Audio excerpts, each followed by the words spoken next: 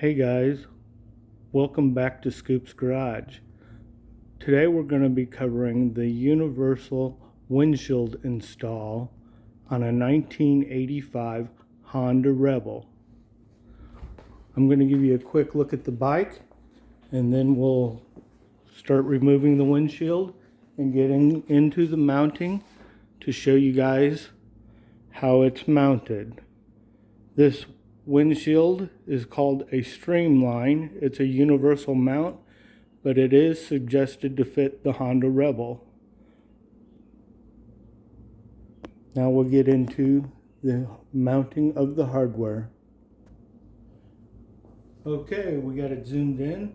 One of the things that you want to do when you install a windshield is you want it to line up very nicely. You want it to be able to come on and off easily, which is what we've achieved here. I've removed the bolts because of the video, but I want to show you guys how easy this is.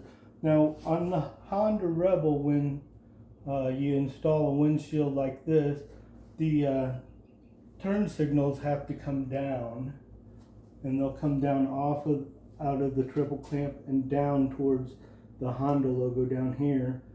And it works pretty nice for a windshield because you can just rotate them forward now, and I can grab my windshield, take it off,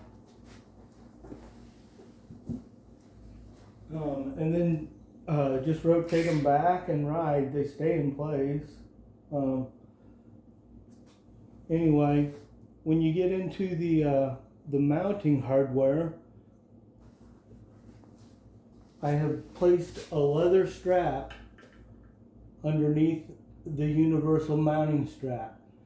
The Honda Rebel has a small diameter on the shock here, and the universal mounting strap was a larger diameter, and it didn't mount it very tight.